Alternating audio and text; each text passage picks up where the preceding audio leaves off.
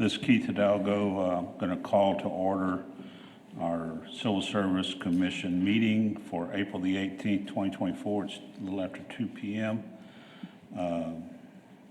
First thing we're going to do on the agenda is approval of meeting minutes from our previous meeting. I'll make a motion for approval of the minutes from the previous meeting. And I second it. All approve? Aye. Aye. Approval of the daily action log. I'll make a motion to approve the daily action log. Second. All in favor? Aye. Aye. And recognition of our new commission member, Keith Muncy. Yes, Welcome so aboard, Keith. Thank you. Two Keiths now.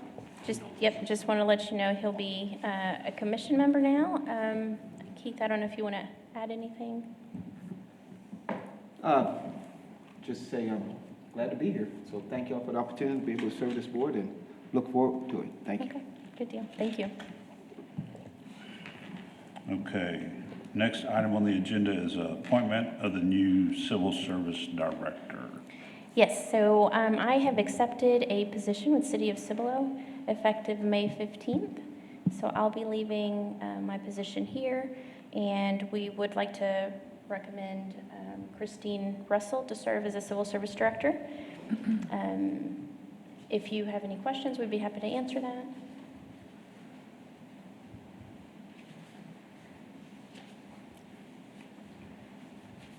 Brian Kendrick, HR Director. Just want to let y'all know also that this has city manager's recommendation as well. Thank you, Brian. I'll make a motion to accept the appointment of Christine Russell as Civil Service Director. Second. Second. All approve? Aye. Aye. Thank you. Done, thank you.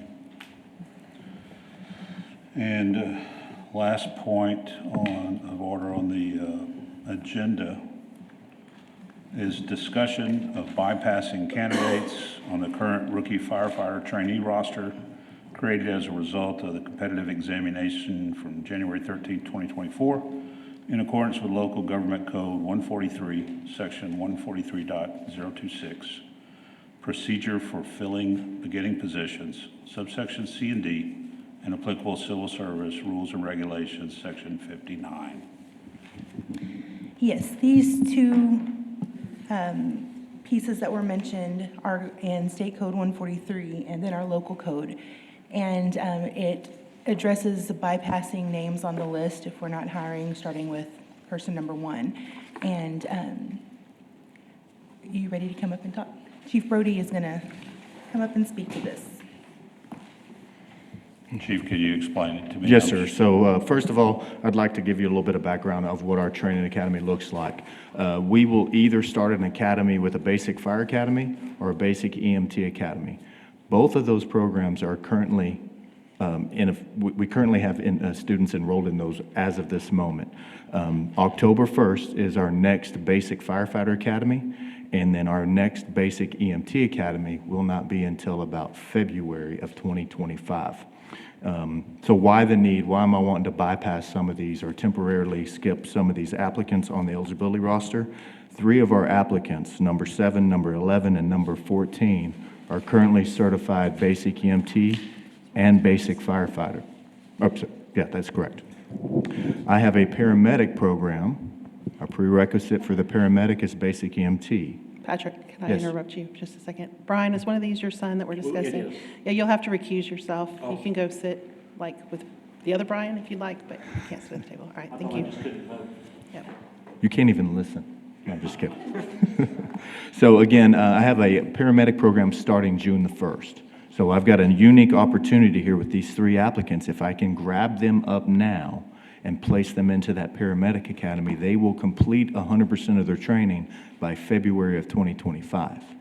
If I don't do that and I wait till October 1st to hire these 3, they will be sitting idle for 4 months in the fire academy and then 6 months in a basic EMT academy before they can start paramedic. Now the question might be, well, why don't you just go ahead and hire them all now? Because the other people on the list are not EMT or paramedic, and I don't have an EMT or basic firefighter. And I do not have a academy starting for EMT or firefighter until October 1st. So those employees would be sitting idle until October. You see what I mean? Now, the cost savings, let's talk about that. I can eliminate 6 months, actually, I can eliminate over a year worth of basic training for these 3 applicants and get them to the floor a year ahead of time, which reduces overtime, which reduces the need for personnel. I'm currently 4 personnel below staff. I'm authorized 178. We currently have 174. And in the next 4 months, we're going to lose 3 more individuals. So the need to get applicants in here that are partially trained and streamline them to the floor is going to be a huge cost savings to the city. I just have 2 questions. I assume these guys are transfers from somewhere else? One applicant is a transfer from another fire department up in the Metroplex. He is trained to the advanced EMT. He still needs this much more to get paramedic. Okay. The 2 other applicants, they actually participated in our local academy and did not get paid to go to the academy. They went through basic fire, and one of the applicants went through Ozona, Crockett County EMS, to get his basic EMT while he was in our fire academy, and the other applicant, out of his own pocket, paid to be in our basic EMT academy. Okay. So My other question is, how long is your paramedic course? paramedic course is about 9 months. Okay. Yes, sir. So, So yeah. it'll start June 1st, and it should conclude about February.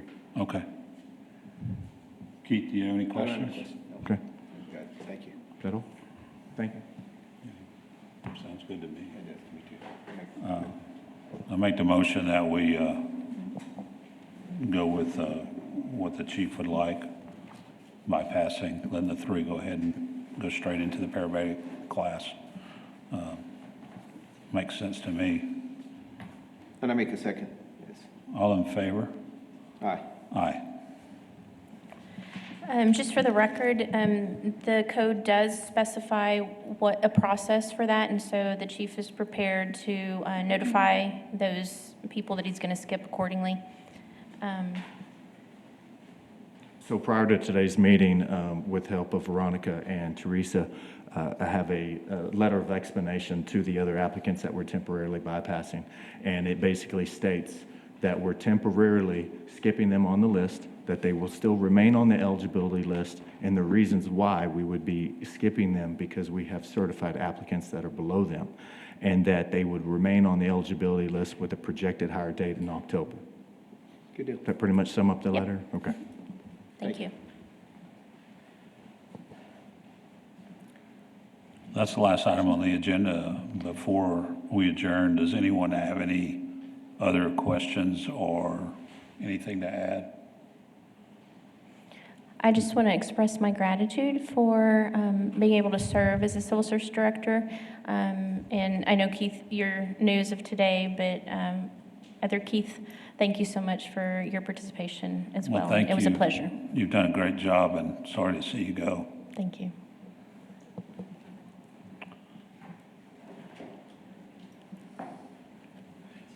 Okay, to adjourn? I move to adjourn. Made a motion. Yep. Thank you. Thank you. Thank you very much.